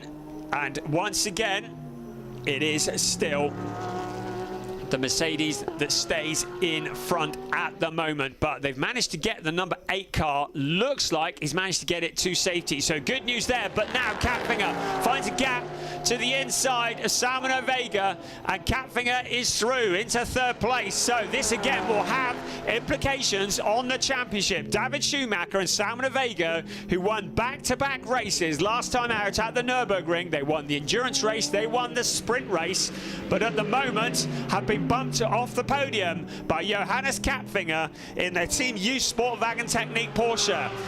Out towards La Source we come once again, up to about 215, 216 kilometers out. Then the heavy braking into the 1st gear corner. Let's have another look here at that move. And Ovega did go wide. He got some dirt on the tires. He left a gap on the inside. That was the only invitation Kapfinger needed to sail through with 35 minutes plus 1 lap remaining of this race. Out up to Eau Rouge we come once again. Look how quickly Johannes Kapfinger has left behind Ovega. So Ovega already about a second back. Janis Fitcher leading the way by 6.6 seconds from Alexander Schwarzer, and about 4.6 seconds clear of Johannes Kapfinger in 3rd place. You can see the gaps there on your screen. You can see that Hugo Sasser along with Rafael Renhofer have made great progress, up 6 places. Big fallers in this so far have been Tim Zimmermann and Benjamin Heites, and also Pablo Schum and Jonas Karklees, of course, as a result of that retirement from the race. And Kapfinger, though, up 8 places. But to remind you that there are still some drivers who need to take their longer pit stop, and it might well be, I believe, that Johannes Kapfinger, when he hands over to Mikael Kapfinger, has still yet to perform his tyre change. We will find out when the second pit window opens very, very shortly, and it will hopefully be opening before too long. I don't have notification of when that will be, but when it does, these cars will have to come back into the pits again for a mandatory stop, and that's Leon Köhler to the inside of car 33 of Jonas Greif. So that's the 63 of Tim Zimmermann, beg your pardon, up into 10th place. So Leon Köhler fighting for 10th place, and in fact Zimmermann into that 10th place. So we got there in the end, didn't we? Ahead of them is Mike David Ortmann, then it's Jonas Greif and Tim Zimmermann, and then Leon Köhler. So the fighting is continuing. Köhler in the 10th place in the BMW. Tim Zimmermann just ahead of him, then Mike David Ortmann. Our leader, Finn Wiebelhaus, 7.1 seconds over Alexander Schwarzer. But Wiebelhaus, who will need to make a longer pit stop, would like a gap of 10 seconds, at least 10 seconds, when they come in next time for a pit stop over the car number 1 being driven by Tom Callender, because Callender, when he hands back to Elias Seppenham, will take a shorter pit stop. Gerhard Twereza in the background, fighting with Jonas Greif for position. That'll be for 11th place, sweeping around the outside of the number 33 car. So Twereza up into 11th place. Jonas Greif losing that position, now falling into the clutches of Juliana Holzem in 13th place. And along Eau Rouge once again, up towards Radion. Juliana Holzem, that Audi looking very dialed in, keeping his foot buried on it as he heads up to Eau Rouge. Now onto the Kemmel Straight, a great overtaking opportunities. They're heading towards turn 5. Taking a little look. We're also watching the 63 of Tim Zimmermann under pressure from Leon Köhler. And there is Mike David Ortmann once again picking up a bit of dirt as he challenges. Right, this is for 3rd place. Tom Callender has closed in on Salman Ovega. This is for 4th place. So Callender in 5th. We're riding on board with him at the moment. It is Mercedes versus Mercedes, but that Landgraf Motorsport car has been looking very dialed in. The gold and white car had a look to the inside, to the outside. 16-year-old Tom Callender challenging one of the defending champions in the ADAC GT Masters in the shape of Salman Ovega. Sees a gap to the inside, decides not to fill it with his gold and white Mercedes. Tucks in behind at the moment.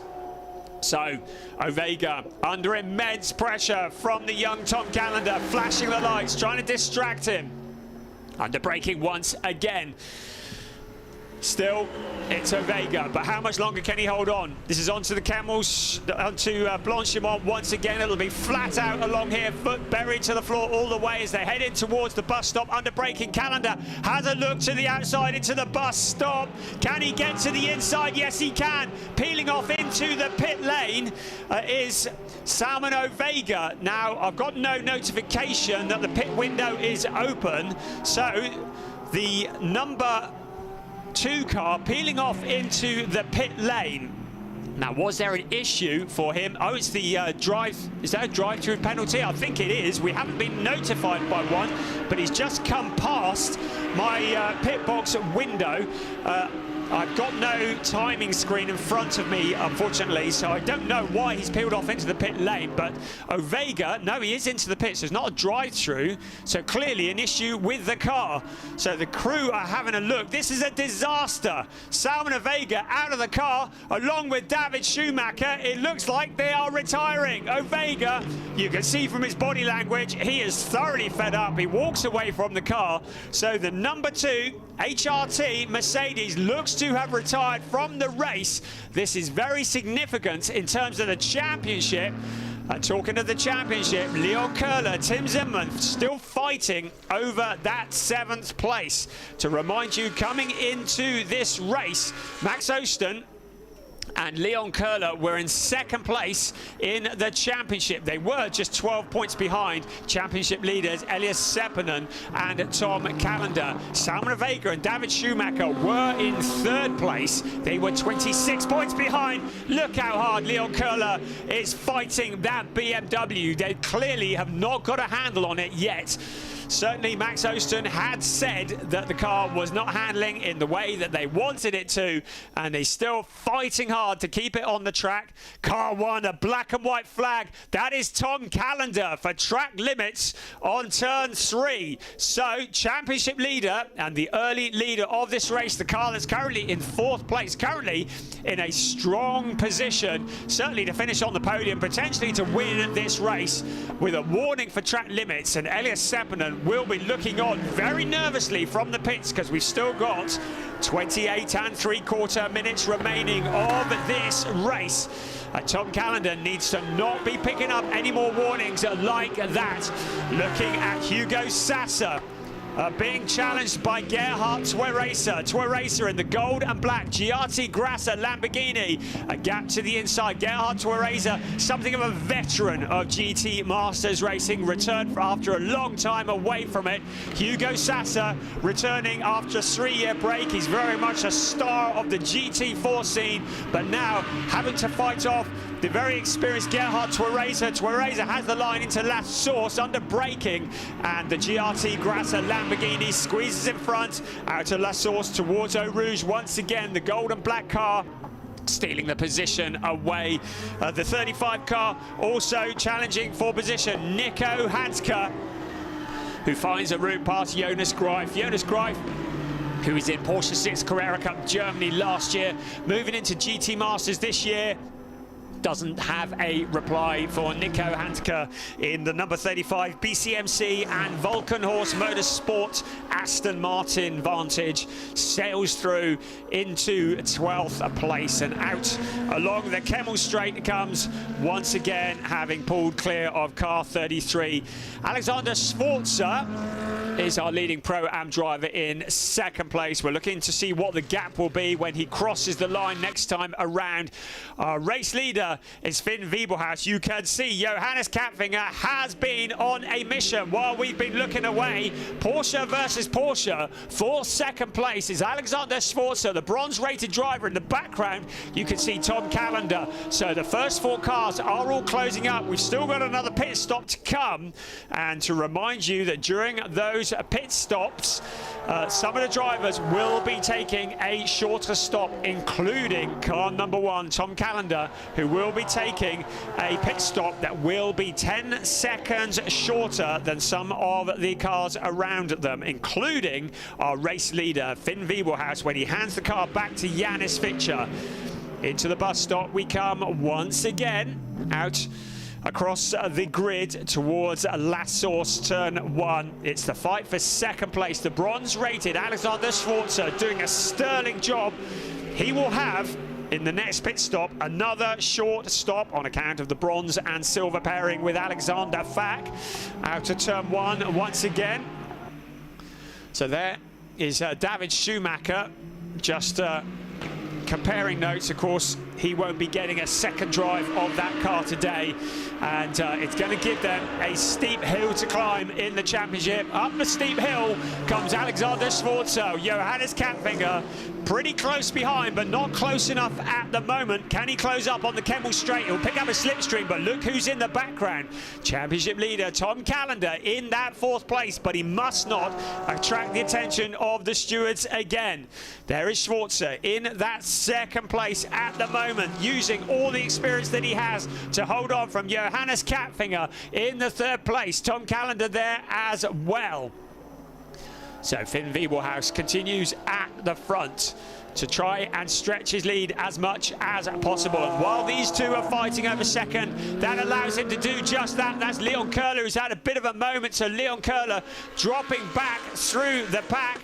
And that is Tim Zimmerman, who's found a route through, as indeed is the case of Gerhard Tweresa. So what's happened here? There is Zimmerman on the outside. Did they make contact? Yes, they did. Leon Köhler and Zimmerman getting together. Two drivers, formerly of Porsche 6 Carrera Cup Germany, taking a little spin. Zimmerman is able to carry on. Now, Leon Köhler has allowed him to take that position back. Up ahead of them is Mike David Ortman in 6th place. He's saying, fight all you want. I'm clearing off in 6th place. So the incident between the cars is under investigation. That is Leon Köhler and Tim Zimmerman, as we look again at the fight for 2nd place. The lead gap at the moment, 11.8 seconds between Finn Wiebelhaus and Alexander Schwarzer. So in theory, Finn Wiebelhaus may well be able to get in and get out of the pits, all being well, in front of the Elias Seppin and Tom Callender car. Has stretched his legs at the front. 2nd place, though. Look at this. Now the gap is up to 13 seconds. Look at this fight, though, for 2nd place. There it is. Alexander Schwarzer, Johannes Kapfinger, Tom Callender, and at last source they come. We're going to see surely a change for position on this lap. The 2nd place, 3rd place, 4th place car, all running nose to tail. Through Eau Rouge they come once again. The lateral force of 3G as they climb up that 25% gradient towards Radion onto the Kemmel Straight. Absolutely flat out up to 6th gear, about 265 kilometers an hour. So under the braking into the corner they come once again. Still Schwarzer holding on. Johannes Kapfinger will be aware that Callender is now behind, but Kapfinger has a penalty lap for track limits at turn 3. Johannes Kapfinger, the 3rd place car, to the penalty box. That means he is going to have to slow down to no more than 50 kilometers an hour when he passes through the penalty box. A disaster. This will bump him off the podium and hand that 3rd place to Tom Callender. And that also allows Alexander Schwarzer to break clear a little bit. Alexander Schwarzer, when the pit window opens, will be keen to hand the car back to Alex Fack, who will then take control of the number 4 Porsche. That is run by Fack Autotech. Alex Fack Sr., the father of Alex Fack Jr., who runs the team, and his son, who does a sterling job along with Alexander Schwarzer. So the 2nd place fight is about to shake up. Tom Callender doesn't need to take any risks getting past the number 91 car, because the next time around the Team Use Sportwagen Technique Porsche will have to visit the penalty box. 22 minutes remaining of this race. You can see a cloud of dust. Somebody in front has picked up a bit of dirt. Everybody's still racing at the moment along the Kemmel Straight. We come, not the Kemmel Straight, Blanchimont once again. We come flat out, reaching 260 kilometers an hour. Then the heavy braking of the bus stop. And now the challenge from Tom Callender. He's done this once before. He knows how to do this. To the outside of Kapfinger.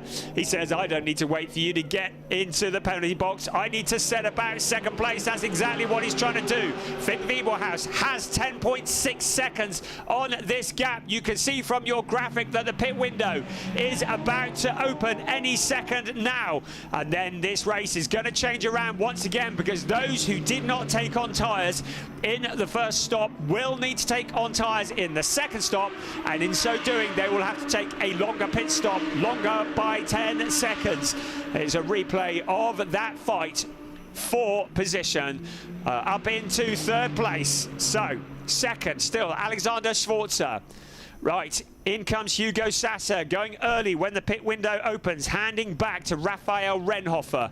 Another one coming in, Jonas Greif, who will be handing to Simon Conrad Prim, the number 33. The Paul Motorsport car being run by Max Powell, the DTM driver, right into the penalty box. That's what it looks like. You can see the 91 car slowing down. It lets cars number 4 and car number 1 break clear. So now Tom Callender has a clear run, because Schwarzer now into the lead. Finn Wiebelhaus has come into the pits for his stop. So car number 3 looks like he has come into the pits as well, although the clock hasn't started yet. So Finn Wiebelhaus, who will hand over to Janis Fitcher. So our race leader now, Alexander Schwarzer, but he will still need to pit. Tom Callender, who will also need to pit. Elias Seppin Seppänen will be getting ready to take over the car number 1. Finn Wiebelhaus has not... It appears to have gone missing. I can't see him out of my window, and his clock is not ticking down on the graphics. So we're going to just keep one eye on where car number 3 is at the moment. Meanwhile, we're looking at the fight for the lead. Alexander Schwarzer, right, he is still out on track. So Finn Wiebelhaus has handed over to Janus Fitcher. We just haven't had a notification of that on our graphics. So back out on track. It says Janus Fitcher on the car. I believe that Fitcher has got into that car, but we haven't had notification. Right, in comes Tom Callender, getting ready to hand over to Elias Seppänen. Alexander Schwarzer back out on track at the moment. He's not pitting yet. I get the feeling he may well pit next time around. So Alexander Schwarzer just heading in to turn 1. A bit of a mystery as to what's happened with Finn Wiebelhaus and Janus Fitcher. We saw the car out on track. I think he's probably pitted, and I think the timing screens and the graphic haven't picked it up. But whichever way, at the moment, he is still out on track. There is Elias Seppänen jumping into the car, taking it from Tom Callender. Callender's work is done for the day. Elias Seppänen getting back into the seat that he occupied some minutes ago in the first stint of this race. So the clock is ticking down. To remind you, they will have a shorter pit stop. So I'm wondering what has happened to car number 3. Now Finn Wiebelhaus is into the pits. So did he have a moment? He peels off into the pits. Now you can see the clock ticking down. So Finn Wiebelhaus, it looks as though he may well have had an off, which is why he dropped down through the pack. So the car that was leading the race, it said Fitcher in the screen when we saw the car, but I think that might have been a mistake. But anyway, into the pits now for the mandatory stop. This is all playing into the hands of Elias Seppänen, who's now taken back over car number 1. Out he comes to rejoin out of the pit lane, keeping to the speed limit because they have this very much under control. Would be a real shame to throw this away at this point. So alongside Eau Rouge comes the pit lane, and when he hits the pit exit, Elias Seppänen will hit the accelerator. Schwarzer still out on track at the moment. Kapfinger is in as well after that visit to the penalty box. Here comes Seppänen. Always looks painfully slow in the background. Alan Valente is taken over from Jean-Luc de Auria, currently showing in 7th place, but of course we've still got 5 cars yet to come into the pits. Alexander Schwarzer staying out late in the window. So FAC Autotech expecting the Porsche to potentially peel off this time around. Will he go straight on as they come round? Yes, he will. So into the pit lane goes Alexander Schwarzer. Alex FAC will be waiting. Mike David Ortman is about to take over the lead of the race, but he will want to come into the pits shortly as well. There is Kwanda Mokoeno handing over to Max Rice. What has been a difficult day for the occupants of the Haupt Racing Mercedes. So Schwarzer coming into the pits. Mike David Ortman is still showing out on track at the moment, and he will want to hand over to Denis Bulatov, but he's still got 5 minutes to do that, so may well stay out and take the lead of this race. There is Alex FAC getting back on board the Porsche for the 2nd time for the final 16 minutes plus 1 lap of this race. So lots of changes. So out of the pits comes Janus Fitcher. So whatever it was that caused him to jump down through the order, as Mike David Ortman now takes the lead officially, clearly there was a moment that caused the number 3 car to drop off the lead of this race. Janus Fitcher is now at the wheel of it, but with a lot of work to do. Car number 4 into the pits to remind you, because it is a bronze and silver combination, they take a shorter pit stop time than the cars around them. It's 90 seconds for the pit stop with the tyre change. It is just 70 seconds for the pit stop without. So that clearly has been a tyre change. So they'll want the clock to hit 90 at the pit exit line. He doesn't want to get to the pit exit line too early, and that is very well timed by FAC ADAC Autotech just 0.7 of a second in it. So very efficient stop, and FAC will rejoin now, but there are still 4 cars to pit. It's still Mike David Orman who is still leading with a quarter of an hour of this race remaining, 3.5 minutes of the pit window still open. At the moment, our net leader is once again that car there, the car that keeps jumping to the front and on account of the pit stops. But look at this, Elias Seppänen, who's also made a stop, now coming through. So it will be, when all is done and dusted, Elias Seppänen, you saw the car 91 under investigation for a pit stop infringement, but Elias Seppänen will, all being well, retake the lead of this race once the pit window closes, because we've seen him pass Alex Fack. We've still got Mike David Orman, Gerhard Twerese, Leon Köhler and Nico Handke yet to come in for their mandatory stop. They've still got 2 3/4 minutes in which to do that. But Elias Seppänen in 5th place. We said that they'd come jumping back once this race was over. But what on earth happened to car number 3? It's something that happened off camera, but it had Finn Wiebelhaus at the wheel, and they dropped down the order. We had no notifications of what might have happened, but Janus Fitcher now at the wheel, down in 12th place. That will be a net 8th place once the final cars have pitted. We're looking at the fight for 8th place at Benjamin Heites with Sandro Holzem. Holzem, who's looked like a man on a mission from the moment he set foot on this track yesterday morning, and looking very dialed in the Audi, has not really had the results. I think he feels as though he deserves a 7th place at the last round at the Nürburgring. Has been the Holzem twins' best results so far. Looking to move up past Benjamin Heites, the car that started on pole position in the hands of Tim Zimmerman in the endurance race at the Nürburgring, came home in 5th place. He's had a 2nd place at Zandvoort. Holzem taking to the runoff area. That's not the quickest way around that particular corner, but keeping the Lamborghini very much in sight. But that's a little bit of a let-off for Benjamin Heites. Just allows him to open up a bit of a gap.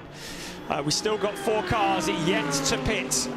1.25 minutes of the pit window still open. A little over 12.5 minutes plus 1 lap. And I have to say, the plus 1 lap on a track this long is quite significant. Remaining of this race. Once again, Holzem closes in on Benjamin Heites through the bus stop. Lamborghini versus Audi. 2 very similar cars running out towards La Source. Now will Sandro Holzem take a look to the inside. Heites has that quicker line around turn 1. Holzem doesn't want to knock the wheels off the car, trying to do a reckless move, but this could be an opportunity. He'll pick up a slipstream as they head along Eau Rouge up to Radion and onto the Kemmel Straight. At this point, the foot is flat to the floor. If the driver's feeling bold, it will remain flat and buried in the floor as they head up Eau Rouge to Radion, onto the Kemmel Straight once again. Right, Denis Bulatov coming out of the pits, or as he's coming in, Mike David Orman coming in. It's Bulatov who will be taking over that car. So Bulatov will jump back into the car. There he is, helping Mike David Orman out. Also in is Gerhard Twerese, handing back over to Taylor Hagler. Leon Köhler will be handing back to Max Osten, and Nico Handke will be handing back to Chandler Hull in the number 35 car. So everybody who needed to make it into the pits in time for the pit window has done so. At the moment, Mike David Orman and Denis Bulatov are showing as the leaders, but in a moment Elias Seppänen is going to come past and the number 1 car will retake the lead of this race. At the moment he's still out on track, but he's going to come past and he should be well clear of Bulatov. Right, there is the car that is about to inherit the lead of this race. At the moment, lapping around towards the back end of the track. There are the cars coming out of the pit exits. So here he comes, Elias Seppänen into the bus stop. He will come. It's going to be quite close, isn't it? Because the cars that have pitted, Denis Bulatov and Taylor Hagler, they have done their longer pit stop early. So I'm busy saying that Elias Seppänen is going to retake the lead of this race. We will see what it is once the camera is looking down from Eau Rouge. Here he comes. Right, here is Seppänen coming round turn one any second now. Here he is, and yes, he is. It didn't look for one moment when those other cars had gone away whether they might have pulled a blinder, but that pit lane is very, very long, and the pit speed limit is 50 kilometers an hour, which feels very painful. And in fact, Seppänen doing a fairly solid job getting back to the front of this race. Also coming through, Alan Valente in the Emil Frey Racing Ferrari. So Elias Seppänen to the lead of this race in car number 1 with 9 3/4 minutes plus 1 lap remaining. The second endurance race in the history of ADAC GT Masters, and the pit stop time is being investigated for Denis Bulletov along with Mike David Ortman. And if they're investigating it, it means they've got some evidence potentially of the car going below the minimum pit stop time, and that will be a real shame because they have been driving the wheels off that Aston Martin to try and get it up into the points. But the race stewards are only looking at the moment, so we'll just keep an eye and see whether there is anything incoming in terms of penalties. We sincerely hope not.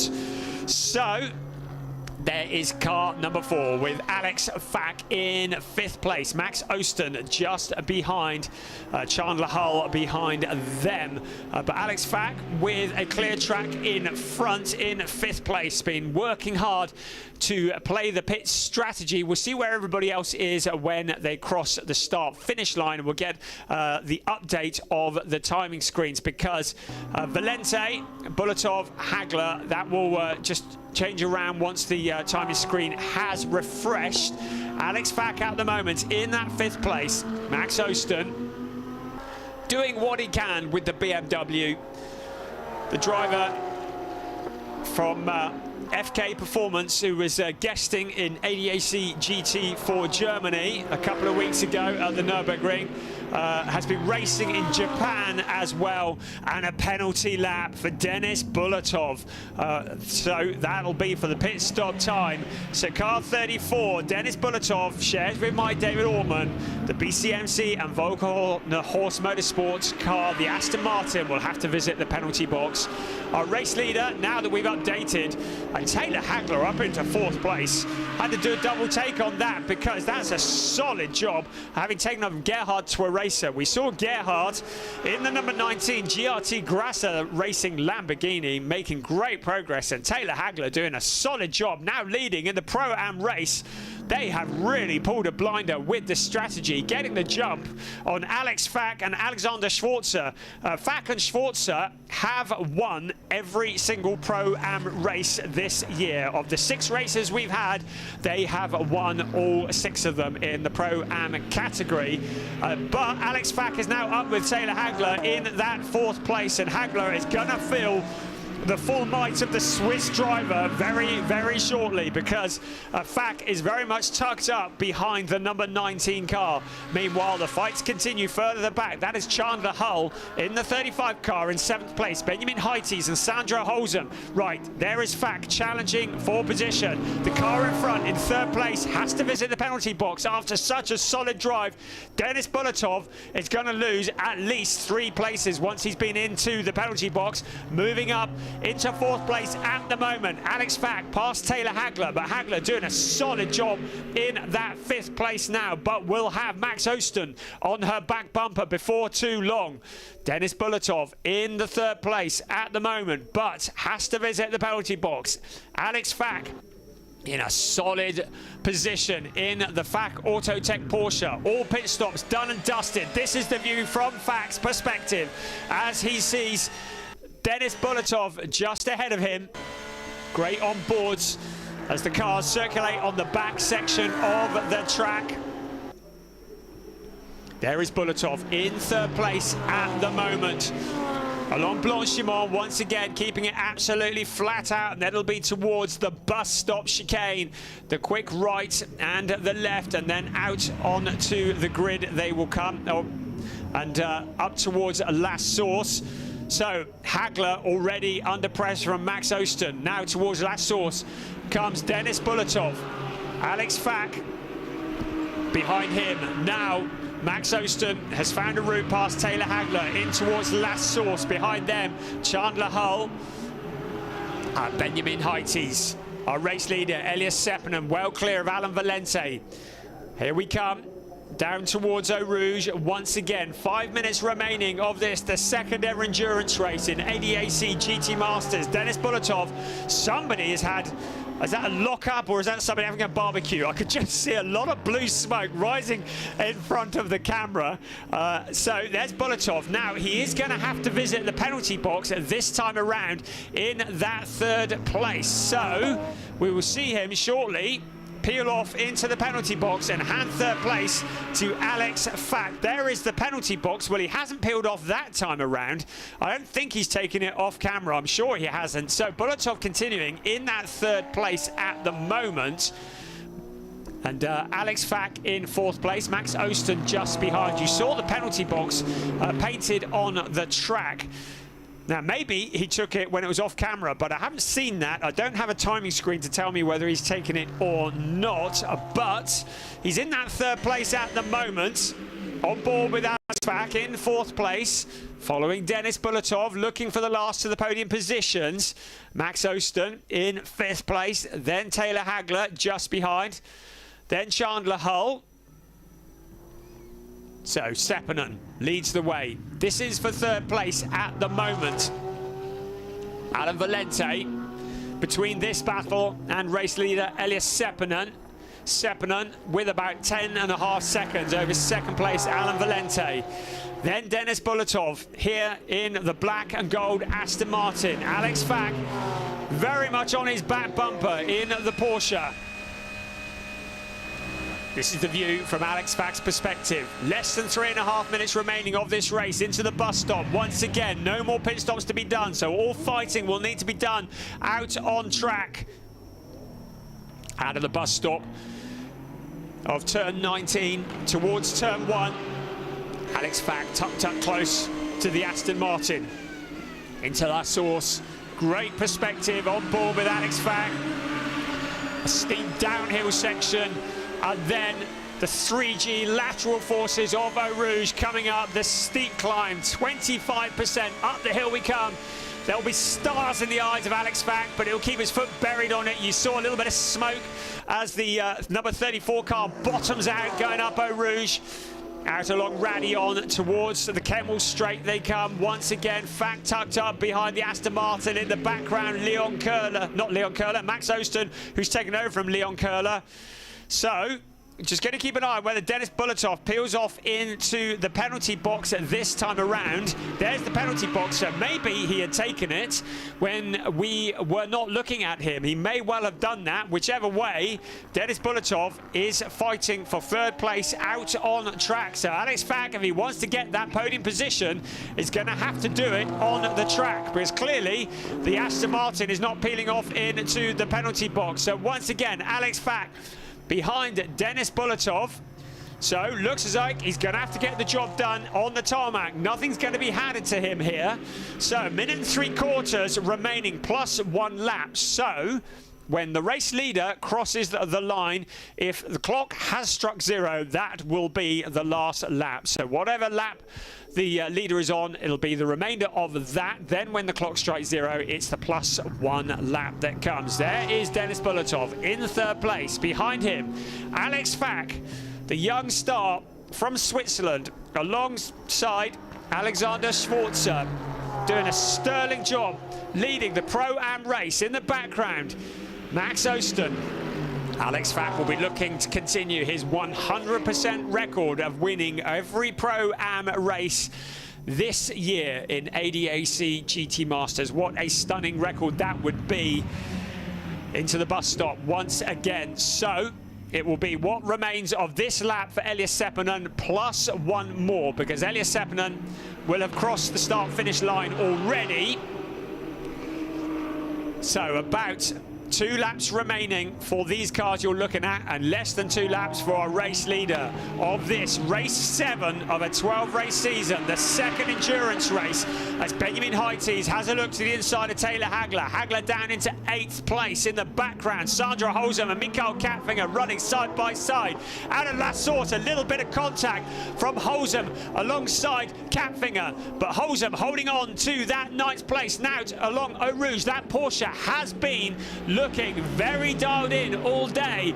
Mikael Kapfinger in the number 91 car. Behind them, Janis Fischer in the number 3 car. Took over Finn Wiebelhaus. That issue earlier on in the race that saw them drop from the lead down into 11th place.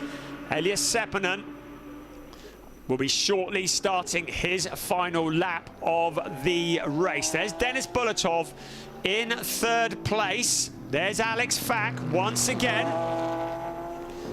pursuing, looking for the last of the podium positions, but leading in the Pro-Am race. Solid drive from Denis Bulatov, sharing with Mike David Ortman in the number 34 car. Had the penalty lap. Looks like he's almost certainly taken it on account of the fact we haven't seen it on track. So holds on to that 3rd place from Alex Fack. Max Osten just a little bit too far back to challenge for a podium position, but 5th place with all the traumas for the 54 car will feel like something of a victory, I should think, for Max Osten and Leon Köhler.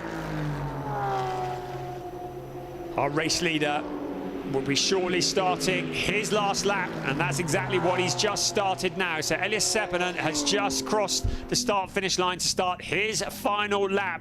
Just 7 kilometers between him and victory in race 7 of the season. It will be a 3rd victory of the season for Elias Seppänen and Tom Callender, ahead of Alan Valente. But this is the fight for 3rd place we continue to focus on. Denis Bulatov with Alex Fack fighting for the last of the podium positions. Max Osten a little bit too far back to challenge out of La Source. Here comes our race leader once again, Elias Seppänen, for the last time around Le Combe and up to Malmedy into Rivage. There is 2nd place Alan Valente, sharing with Jean-Luc Deoria, looking for their 1st podium position this year in ADAC GT Masters. Their best so far was a 5th place last time at the Nürburgring, and problems for Alex Fack on the very last lap of the race. Car number 4 peeling off onto the grass. What a disaster. The Fack Autotech Porsche looks like there's been some kind of drama.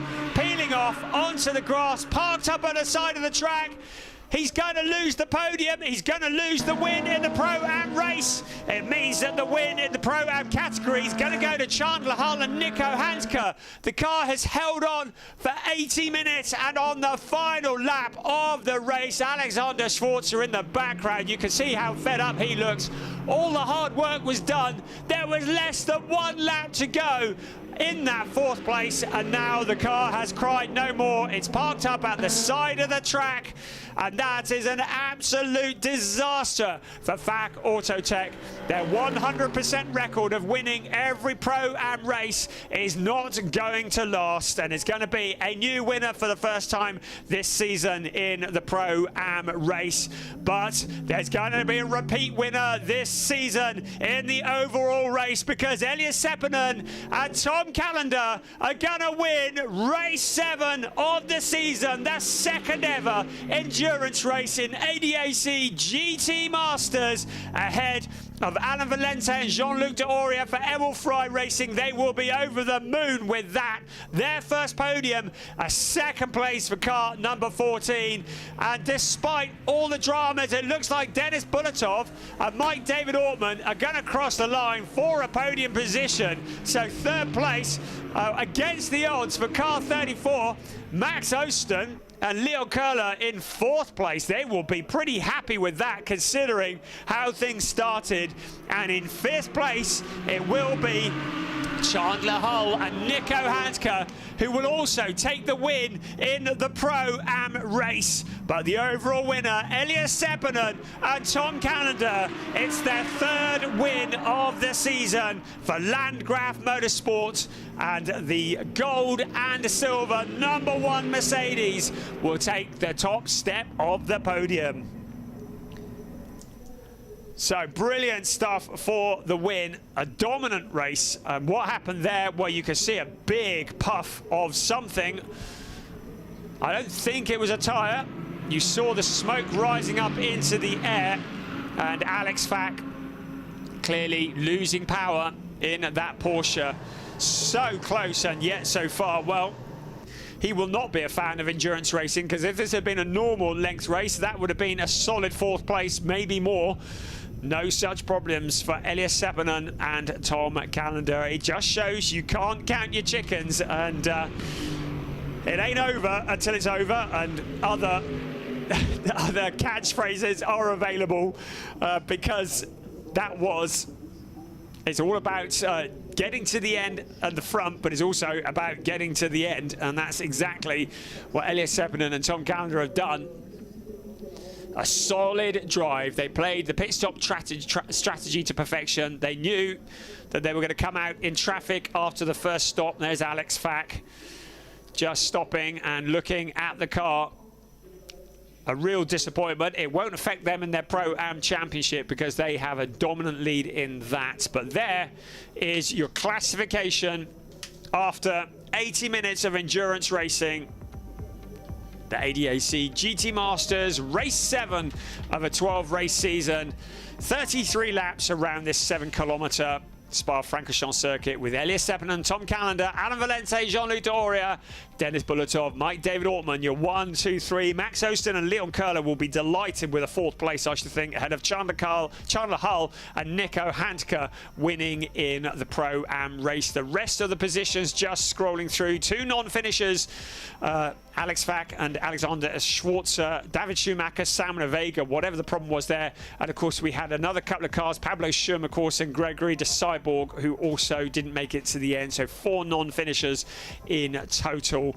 But the second of the endurance races are done and dusted for the ADAC GT Masters. Just 2 this year.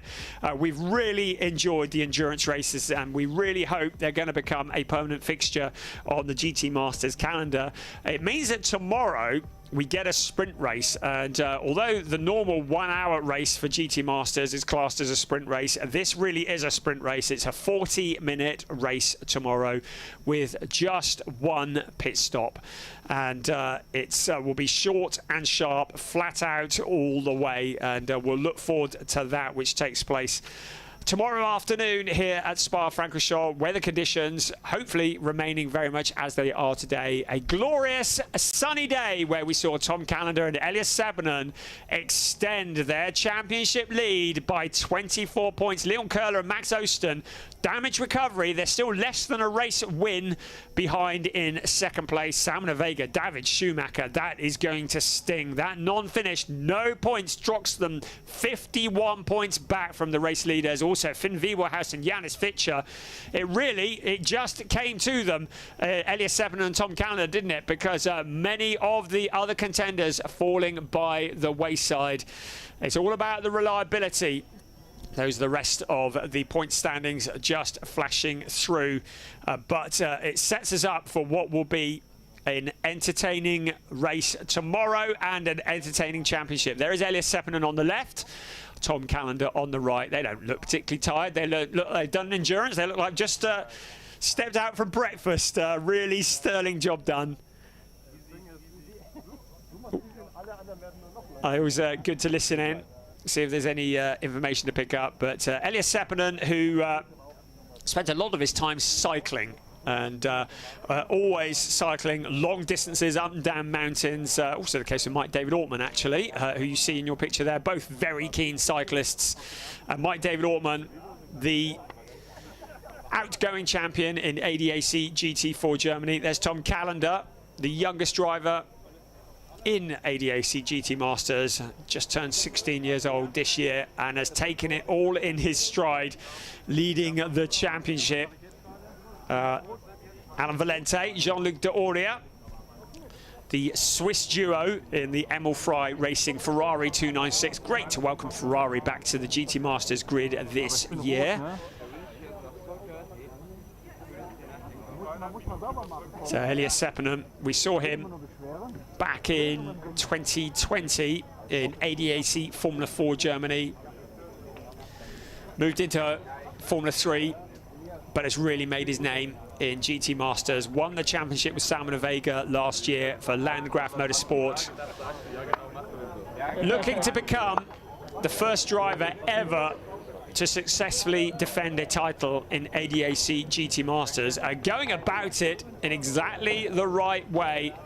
And with Tom Callender, one of the up-and-coming superstars, as a co-driver, this young duo must be eyeing up the prospect of a seat in DTM next year. Elias Seppänen, who leads the Road to DTM Championship, must fancy his chances of being in DTM next year and doing all the right things. But of course, we've got a long way to go. We've still got another 5 races remaining this season. We've got the short sprint race tomorrow. Then it's back to normal for the last 2 rounds. There'll be 2 races at the Red Bull Ring at the end of September. And then the season finale in Hockenheim in mid-October, where the champion will be crowned.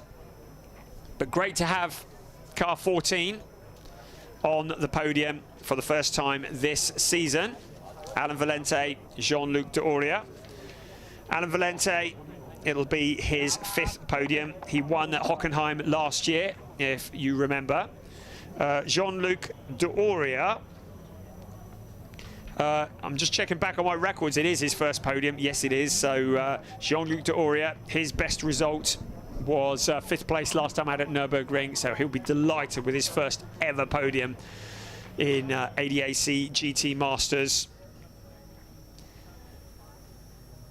Mike David Ortman, who is back in GT Masters after a couple of years away from it. And Denis Bulatov as well. And it's a 2nd podium for them as a driver partnership. They got a 3rd at Zandvoort back in June. Right, we're looking at the podium. Denis Bulatov and Mike David Ortman in that 3rd place. A 3rd ever podium for Mike David Ortman. 2nd place, Alan Valente and Jean-Luc D'Auria. But a 3rd win of the season for Elias Seppänen and Tom Callender to the top step of the podium, extending their championship lead for Landgraf Motorsport, who also bring a representative onto the podium. And winning in the Pro-Am race, Chandler Hull and Nico Handke get to stand on the podium.